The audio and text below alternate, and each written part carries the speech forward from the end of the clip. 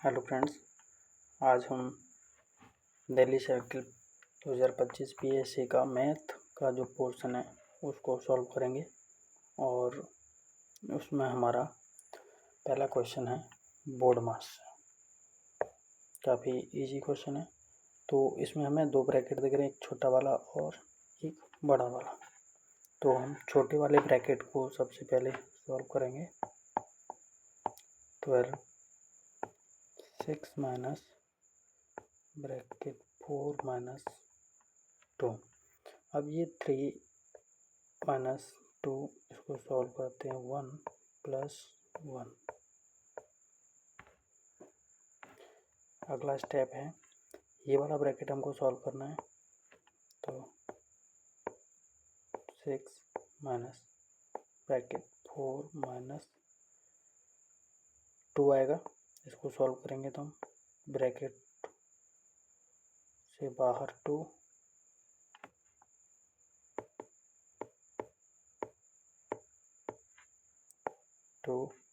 इसको सॉल्व करेंगे तो 2। ये 12 6 माइनस 4 माइनस 4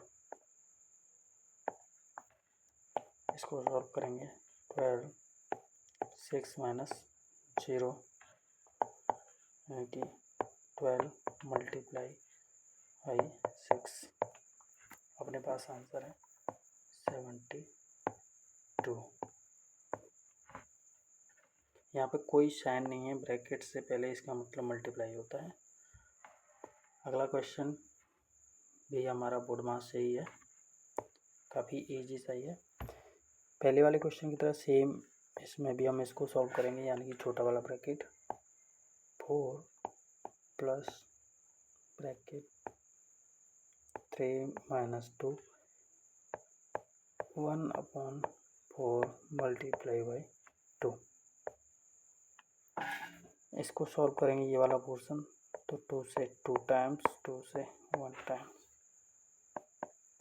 4 प्लस 3 माइनस 1। काफ़ी इजी क्वेश्चन है। 4 प्लस 3 में से 1 जाएगा 2, आंसर है 6। अगले क्वेश्चन की ओर चलते हैं। परसेंटेज का है 1.14 को 1.9 के परसेंटेज के रूप में कन्वर्ट करना है।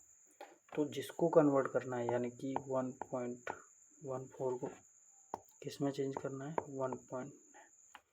यहाँ पे आपको डेसिमल देख रहे हैं। हमारा एक नियम है, यानी कि अगर हमारे पास 1.2 है, इसको हम नॉर्मल फ्रैक्शन के रूप में लिखेंगे तो ये 12/10 हो जाता है। यानी कि ऊपर पॉइंट के बाद जितने डिजिट हैं नीचे उतने ही क्या हो जाते हैं, जीरोज बढ़ जाते हैं। ये वाला रूल लगाते हैं यहाँ पे। तो ऊपर कितने डिजिट हैं 2 और नीचे कितने हैं 1। तो ऊपर बढ़ेगा 10, नीचे बढ़ेगा 100। परसेंटेज में चेंज करने के लिए हमको क्या करना है 100 से मल्टीप्लाई। अब इसको हम सॉल्व करेंगे। 100 से 1 टाइम्स, 19 से 114 आपका 6 टाइम्स। हमारा आंसर हो गया 60%। यानी कि 1.14 1.9 का कितना परसेंटेज है 19%, सॉरी 60%। अगले वाले क्वेश्चन पर चलते हैं।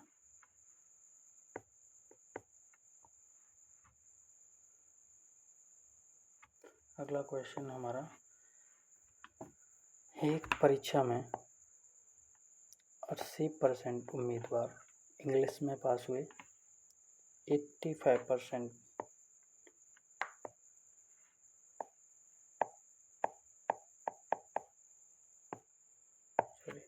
85 मैथ में,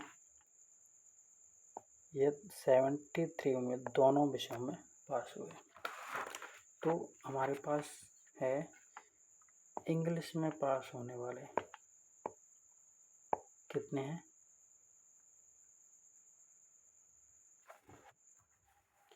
यानी कि अंग्रेजी में पास हुए उम्मीदवार 80%। तो केवल इंग्लिश में, यानी कि केवल इंग्लिश में, ये तो इंग्लिश में हुए, और हमारे पास 73% ऐसे हैं जो दोनों में हुए, यानी इंग्लिश और मैथ में भी। तो केवल इंग्लिश में पास हुए होंगे, यानी कि 80 माइनस 73, 7%।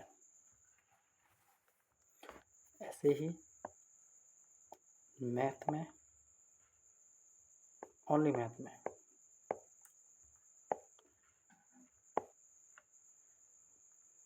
85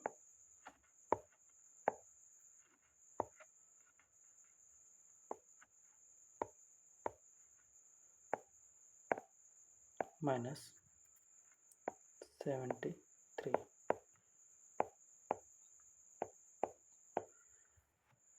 हमारे पास 7% 80% लोग हैं जो केवल इंग्लिश में पास हुए, और 12% ऐसे हैं जो केवल मैथ में पास हुए।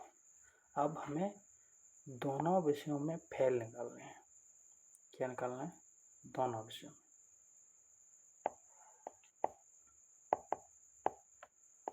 तो 100 माइनस 73, वो जो दोनों में पास हुए हैं, प्लस 7 प्लस 12, इसको सॉल्व करना है। तो हमारे पास आएगा 100 माइनस 92, 8%। ये हमारा आंसर।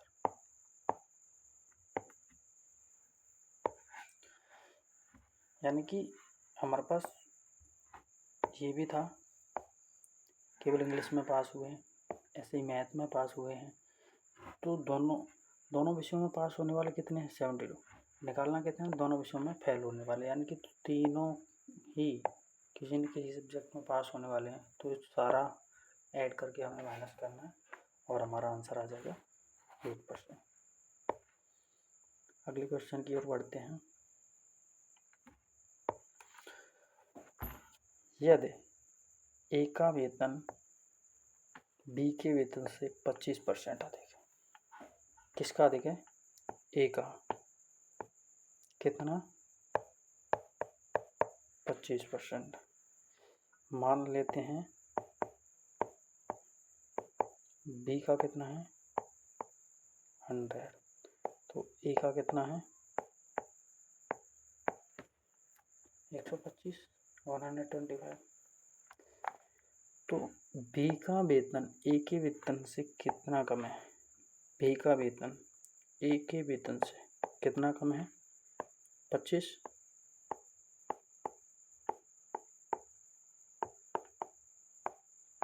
कम है। अब हमें निकालना है परसेंटेज में। 25 कम तो है, किसके का, किस से कम है? यानी कि ए से। तो हमें जिसके रूप में निकालना है उसको नीचे रखेंगे और मल्टीप्लाई। 25 पंजे 125, 20%। हमें याद ये रखना है कि निकालना किसके कंपैरिजन में? बी का वेतन ए के कंपैरिजन में निकालना है। तो बी का कम कितना है? 25, और ए का है कितना? 125। Final answer 20%। अगला क्वेश्चन, एक साइकिल को 2850 रुपये में बेचने पर एक दुकानदार को 14% लाभ होता है। यदि लाभ 8% कर दिया जाए तो विक्रय। हमारे पास मान लेते हैं सीपी कितना है? 100, यानी कि कॉस्ट प्राइस, 14% का लाभ, तो बेचा कितने में होगा? 114 रुपये में। 114 रुपये यानी कि सेलिंग प्राइस, जो कि है हमारे पास 2850 रुपये। हमें निकालना क्या है? CP यानी कि 100। इसको हमारे पास है 114 कितने के बराबर है? 2850। तो एक कितने के बराबर होगा?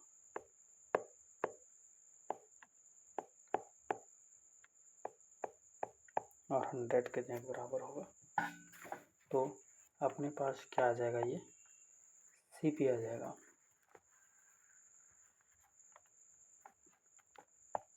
इसको हम सॉल्व करेंगे तो हमारे पास आएगा 2500 रुपये, 2500।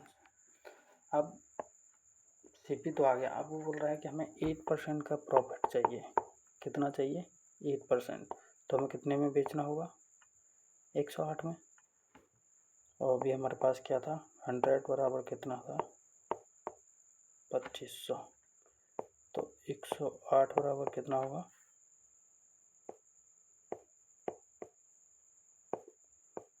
100 मल्टीप्लाई बाई 108। सॉल्व करते हैं। 2 जीरो से 2, 25 अट्ठे 200 यानी कि 0 0 25 2 2700। हमारे पास 8% का प्रॉफिट लेने के लिए हमें उस साइकिल को कितने रुपए में बेचना पड़ेगा? 2700 में।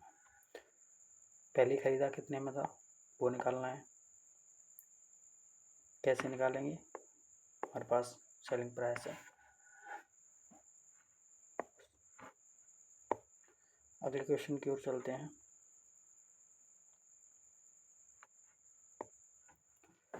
कपिल एक मोबाइल को सचिन को 15% लाभ पर बेचता है। सचिन इसे फिर से रोहित को 12% लाभ पर बेचता है। रोहित 322 देता है, यानी कि कपिल देता है सचिन को।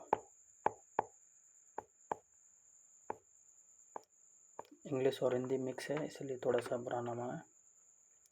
और लास्ट में दिया जाता है रोहित को। मान लेते हैं कि जो कपिल का प्राइस था वो था X। अब इसने दिया सचिन को कितने परसेंटेज में? 15% लाभ पे। तो सचिन को कितना मिला होगा? X 15% लाभ यानी कि 115 बटे 100। इसको हम बाई मान लेते हैं क्योंकि इसने भी आगे दिया। सचिन ने दिया किसको? रोहित को।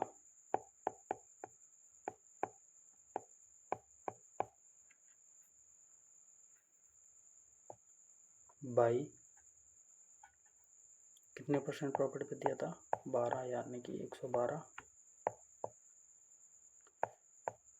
और ये हमारे पास दिया हुआ है 322। इसने 322 रुपये दिए थे। अब हमें कुछ भी नहीं करना, केवल जो बाई की वैल्यू है उसको रखना है। बाई बराबर क्या है हमारे पास? ये वैल्यू X मल्टीप्लाई 115 बटे 100 मल्टीप्लाई 112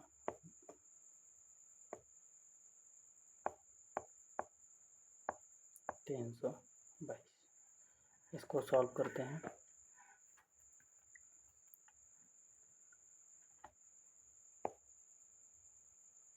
बी 20, 5 बार 5 से काटेंगे, ये 23 बार, 2 से 50, 56, 23 से इसको काटेंगे 14 बार, यानी कि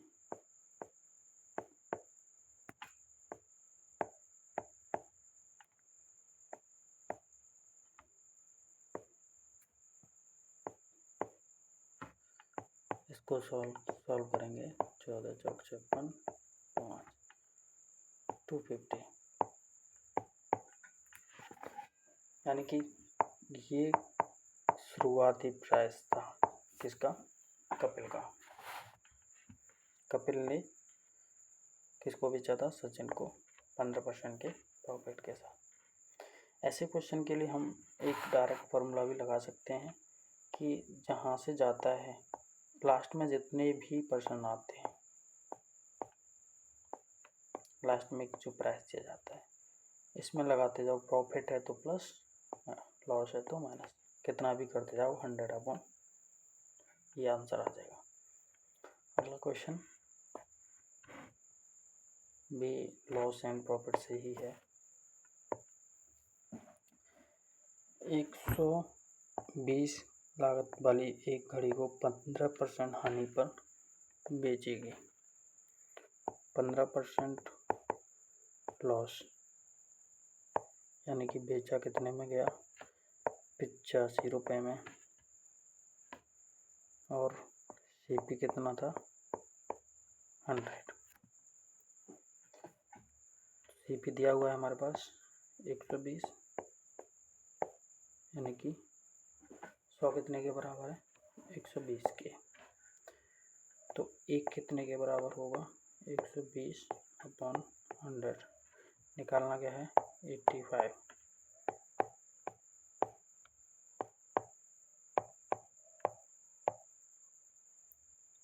सॉल्व करो, 0, 2 से 6, 5, यानी कि 102। मैं पता चलना चाहिए कि लॉस में बेचा है तो हमारा जो प्राइस आएगा, यानी कि एसपी आएगा, वो कम आना चाहिए। और ये थोड़ा सा कि हमने सीपी 100 माना है, ये कैसे, ये थोड़ा सा फ्रैक्शन पढ़ना पड़ेगा हमें, जिससे हमें पता चलता है कि ये वैल्यूज कैसे यूज़ की जाती है। वो किसी अगली क्लास में हम आपको डिटेल में समझेंगे। अगला क्वेश्चन सिंपल इंटरेस्ट से है। 112 मूल्य की 2 वर्षों में 1440 हो जाते हैं। सिंपल इंटरेस्ट है, यानी कि इसमें कोई भी कंपाउंडिंग नहीं होती, यानी कि जो इंटरेस्ट सेम फर्स्ट ईयर के लिए है वो भी सेकंड ईयर के लिए भी होगा। तो कोई वस्तु 1200 से कितनी हो गई, 1440, यानी कि जो ब्याज मिला है कितना है, वो 1440 माइनस 1200, 240 रुपये। हमें दर निकालनी है। सिंपल इंटरेस्ट का फॉर्मूला क्या होता है हमारे पास, I = P/100। P principal time interest, interest है अपने पास 240, प्रिंसिपल 1200, टाइम 2, इसको R रखते हैं 100। सॉल्व करते हैं, 2 जीरो से ये जाएगा, 12 दूनी 24, 24 से ये जाएगा 10 टाइम्स, R आ गया अपना 10%, यानी कि 10% की दर से 1200 का जो मूलधन है हमारा, वो 2 वर्षों में 1440 हो जाएगा। अगला क्वेश्चन भी हमारा सिंपल इंटरेस्ट ही है। 500 रुपये मूल राशि 3 वर्षों के लिए 5% ब्याज की दर से और 4 वर्षों के लिए 4% ब्याज की दर से साधारण ब्याज, यानी कि किसी व्यक्ति ने 500 रुपये को 3 वर्षों के लिए 5% की ब्याज पर दिया और 4 वर्षों के लिए 4%, दो लोगों को अलग अलग मान लेते हैं। तो वो जो ब्याज का डिफरेंस है, प्रिंसिपल 500, तो इंटरेस्ट पहले केस में जो आएगा वो क्या आएगा, 500 रुपये को दिया 3 वर्षों के लिए, कितने परसेंटेज पे, 5%,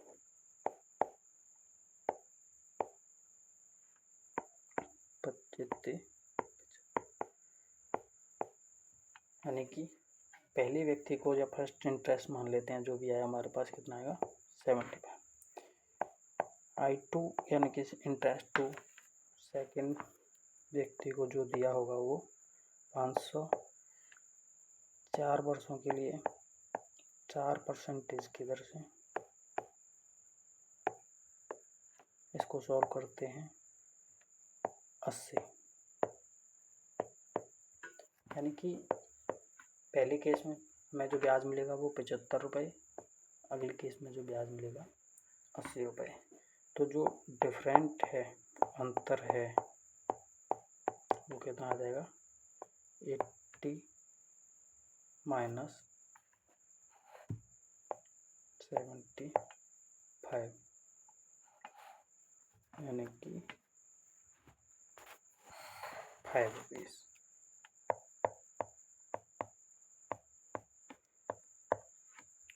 हमें दोनों की जो ब्याज दर है वहाँ से हमें कितना डिफरेंस मिलेगा, 5 रुपये का डिफरेंस देखने को मिलेगा।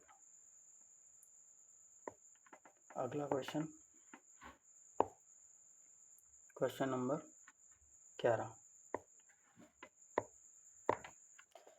एक साधारण ब्याज पर 10 वर्षों में 4 गुना हो जाता है। कोई भी राशि है वो कितने गुने हो गई, 4 गुने, यानी कि x x x और x, तभी तो जाके ये कितना होगा 4x। तो इंटरेस्ट यहाँ पे कितना है हमारा 3x। ये थोड़ा सा समझना है कि अगर कोई भी पैसा x है, अगर वो 4 गुना हो रहा है तो उसमें ब्याज जो है वो 3x ही है। वो x तो इंटरेस्ट था, सॉरी प्रिंसिपल था, वो 3 गुना और मिलेगा तब जाके 4 गुना हो गया, 3 गुना जो है हमारे पास इंटरेस्ट है।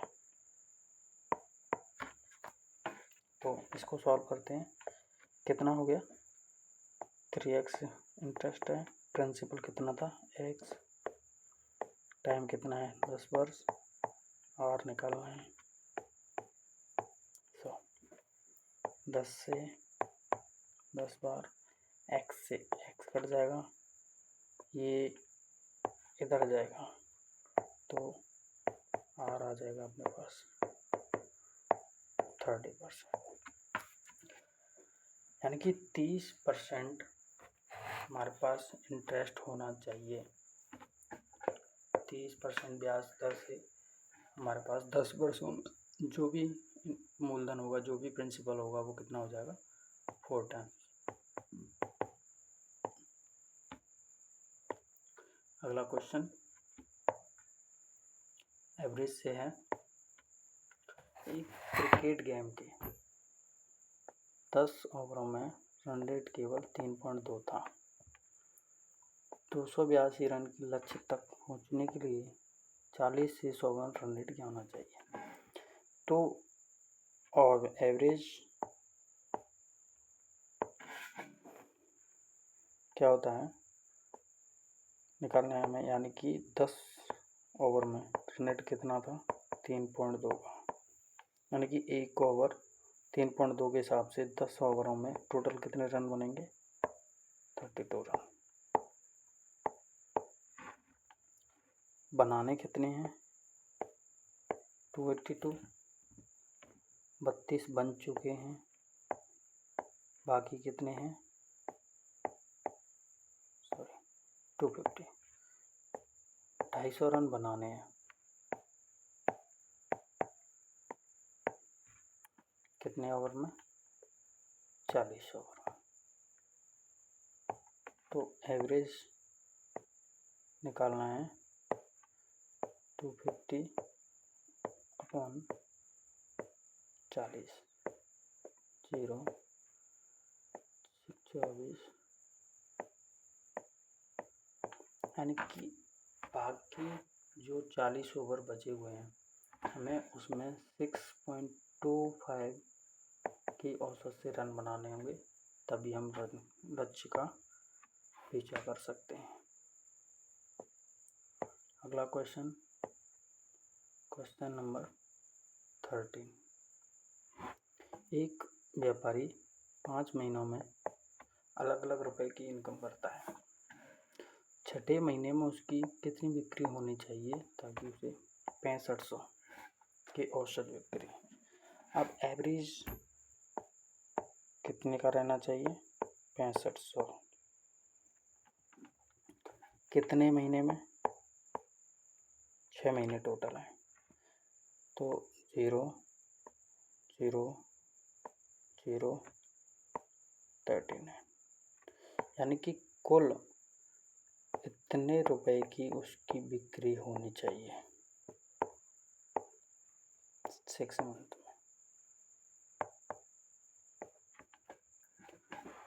ये तो हो गया हमारा एवरेज 6500 का रखना है उसको 6 महीने, तो उसकी जो बिक्री है वो टोटल 39,000 रुपये की होनी चाहिए। अब उसने 5 महीने में बिक्री तो कर ली, छठे महीने की निकालनी है तो 5 महीने की ऐड कर लेते हैं। 6435 प्लस 6927 प्लस 6855 प्लस 7230 प्लस 6562। इसको जब हम जोड़ेंगे तो हमारे पास आंसर आएगा 34009, यानी 5 महीने में इतने रुपए की बिक्री उसकी हो चुकी है और टोटल होनी है 3900 की।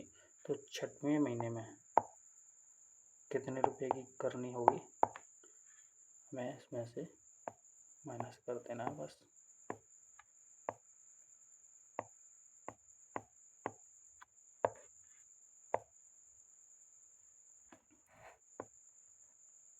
एक 994, यानी कि जो 6 लास्ट जो मंथ है उसमें उसको 4991 रुपये की सेल और करनी है, जिससे उसका एवरेज जो है 6500 रुपये का बना रहेगा। अगले क्वेश्चन की ओर जाते हैं हम। Question number 14। एक काम को 15 दिनों में, बी को 15 दिनों में 1 दिन काम करते हैं तो काम का कितना हिस्सा बचा रह जाता है, यानी एक काम को कितने दिन में? 15।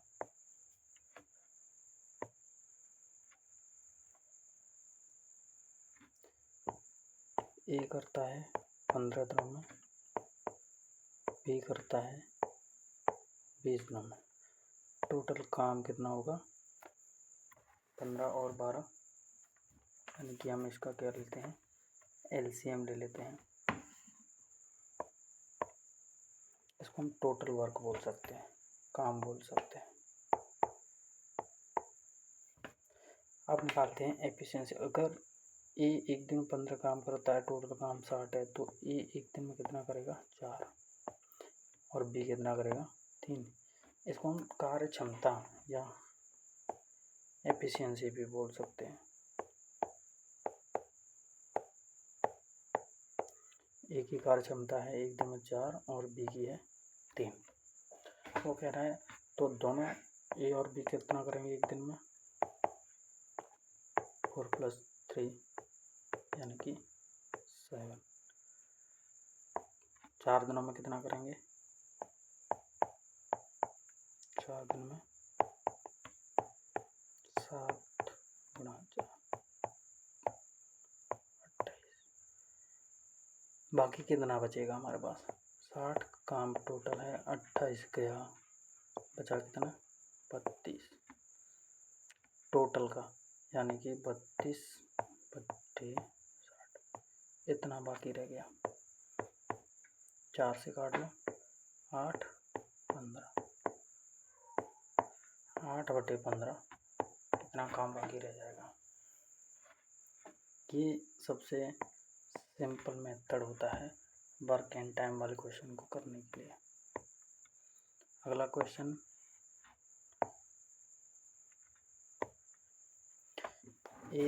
एक काम को 4 घंटों में, यानी कि ए करता है 4 घंटों में, बी और सी करते हैं 3 घंटों में, घंटे, ये घंटे, प्लस ए प्लस सी दोनों मिलकर के करते हैं 2 घंटों में। टोटल काम कितना होगा? एलसीएम लेते हैं 12, तो एक की जो कार्य क्षमता है वो कितनी होगी? 3, बी और सी की कार्य क्षमता होगी 4, और ए और सी की कार्य क्षमता होगी कितनी? 6।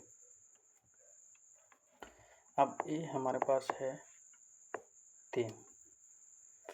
अगर हम इस वाली इक्वेशन में अगर हम रखते हैं, यानी कि हमारे पास 4 है बी प्लस सी की कार्य क्षमता,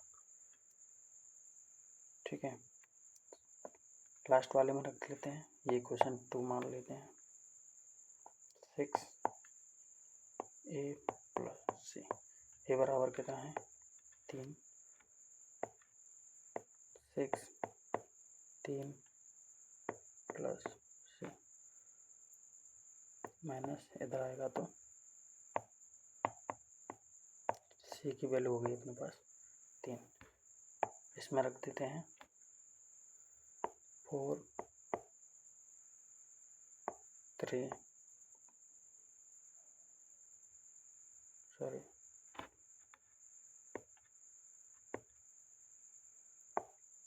बी प्लस 3, यानी कि बी की एफिशिएंसी आ गई अपने पास 1। बी एक दिन में एक काम करता है, कितना काम करता है? एक काम। टोटल काम कितना है? 12, तो बी कितना समय लेगा? 12/1, 12 दिन।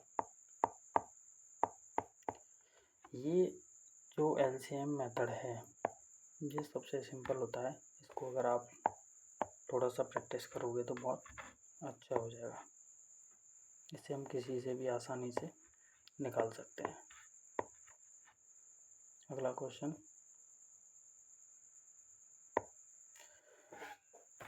टाइम डिस्टेंस से है। एक व्यक्ति 600 मीटर सड़क को 5 मिनट में पार करता है। डिस्टेंस कितनी है? 600 मीटर। टाइम कितना ले रहा है? 5 मिनट। उस गति को किलोमीटर पर आवर में बदलना है। किलोमीटर पर आवर में बदलने के लिए हमारे पास जो डिस्टेंस है वो किलोमीटर में होनी चाहिए, और जो वो टाइम है वो आवर में होना चाहिए। तो इसको हम चेंज करते हैं, 600 मीटर को किलोमीटर में चेंज करना है, यानी कि 600/1000 0.6 किलोमीटर। 5 मिनट को हम घंटों में चेंज करेंगे तो अपने पास आएगा 5 1/60, यानी कि 1/12। अब स्पीड इक्वल टू क्या होता है? Distance upon time. डिस्टेंस कितने हैं अपने पास 0.6, टाइम कितना है 1/12, ये ऊपर आ जाएगा, यानी कि 0.6 मल्टीप्लाई करेंगे 7.2 किलोमीटर पर आवर। अब अगर आप ये सोचो कि ये वाला पोर्शन ये नीचे से ऊपर कैसे गया, तो इसको हम रूल होता है कि इसको ऐसे लिख सकते हैं और इसको ऐसे लिख सकते हैं, ये यहाँ आता है और ये ऊपर जाता है, बस। तो ये वाला मल्टीप्लाई 1 रह जाएगा, ये ऊपर चला जाएगा, यानी कि 72 हो जाएगा। अगले क्वेश्चन की ओर चलते हैं। Question number 17। एक आदमी 10 घंटों में एक यात्रा पूरी करता है। पहला आधा 21 किलोमीटर की दर से, दूसरा आधा 24 किलोमीटर घंटे की दर से तय करता है। कुल यात्रा की क्या बताना है, किलोमीटर में ज्ञात, कुल यात्रा किमी में ज्ञात करनी है। मानते हो ये ए पॉइंट है, ये बी पॉइंट है, टोटल डिस्टेंस है डी। वो कह रहा है कि ये जो आधी डिस्टेंस है उसको 21 किलोमीटर पर आवर और ये आधी जो है उसको 24 किलोमीटर पर आवर से तय करता है। आधी डिस्टेंस यानी कि इसको सी पॉइंट मान ले से, ए से सी, यानी कि D/2 कितनी डिस्टेंस होगी D/2। तो यहाँ से यहाँ तक जो टाइम निकलेगा उसको निकालते हैं T1। टाइम अपॉन क्या होता है, distance upon speed.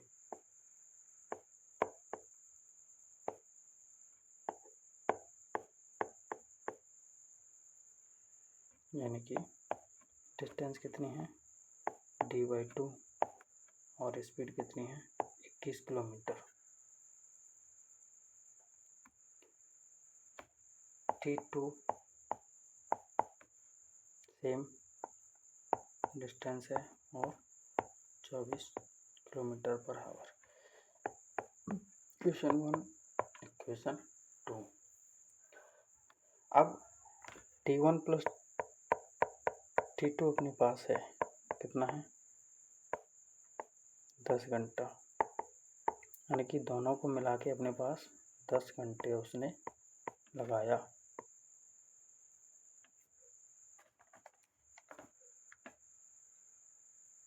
D/2/21 plus D/2/24। अब इसको सॉल्व करते हैं तो ये आएगा, D/2 को कॉमन ले लेते हैं यहाँ से, 1/21 प्लस 1/24। सॉल्व करते हैं, D/2 LCM आएगा 168,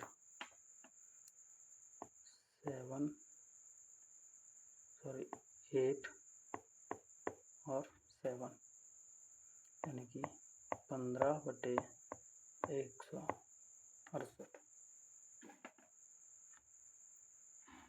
हमारे पास, इसको आगे सॉल्व करते हैं, T/2 15/168। इसको जब हम आगे सॉल्व करेंगे तो हमारे पास आएगा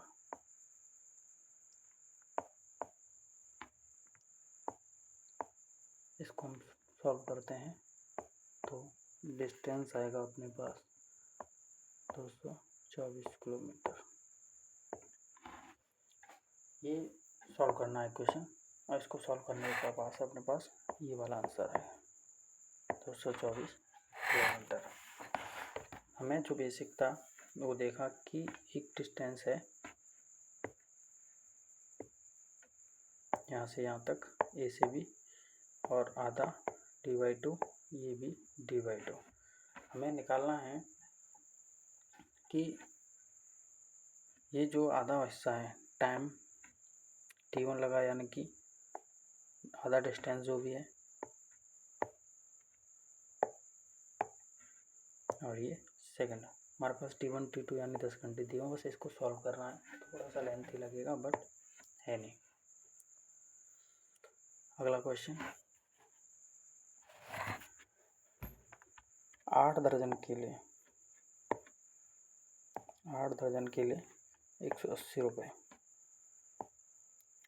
8 दर्जन कितने के हैं? 180 रुपये के। 1 दर्जन यानी 12 केले। कुल केले कितने हैं?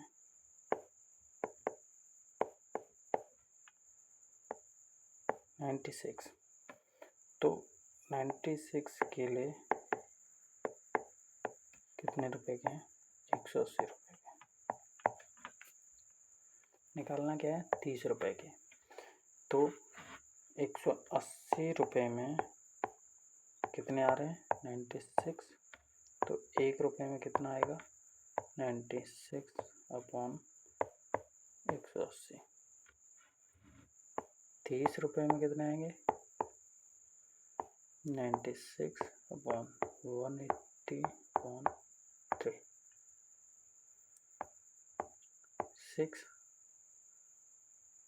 इसको काटते हैं 16। कितना आंसर आएगा हमारे पास? 16 केले। 30 रुपये में कितने केले आएंगे? 30 केले, सॉरी 16 केले 30 रुपये में। अगला क्वेश्चन, एक मशीन 9 सेकंड में 6 पेज कॉपी कर सकती है। 9 सेकंड में 6 पेज। 24 मिनट में ज्ञात करना है। 9 सेकंड में 6 पेज, 1 सेकंड में 6/9, तो 24 मिनट, यानी कि इसको सेकंड में चेंज करते हैं। 24 गुणा 60 इतने में करना है। तो 6/9 गुणा 24 गुणा 60। 3 से 2 3 8 16 6 96 960 पेज कॉपी होंगे कितने टाइम में? 24 मिनट में। अगला क्वेश्चन, समान स्थिर दर पर चलते हुए 6 समान मशीन प्रति मिनट कुल 270 बोतल। 6 मशीन पर मिनट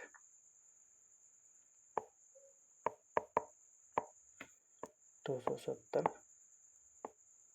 बोतल मैन्युफैक्चर करते हैं या बनाते हैं। तो एक मशीन पर मिनट कितना बनाएगी? 270/6। ऐसी ही 10 मशीन निकालनी है। तो एक मशीन इतना बना रही है, 6 मशीन कितना बनाएंगे? 270/6 गुणा 6। और ये 1 मिनट में बनाती थी, तो 4 मिनट में कितना बनाएंगे, यानी कि 10 मशीनें। कितने मशीनें? 10। इसको सॉल्व करते हैं। 2 से 5, 3 बार, 3 से 90, 90 गुणा 20 यानी कि 1800 होता है।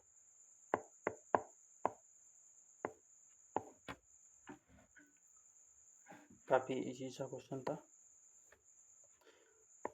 ज़्यादातर क्वेश्चन इजी ही थे, बट 1-2 क्वेश्चन को देखा जाए तो थोड़ा सा लेंथी था। तो इसी तरह बने रहिए हमारे साथ। अगले दिन मिलते हैं हम अगली वीडियो में अगले पेपर के साथ। थैंक यू, धन्यवाद।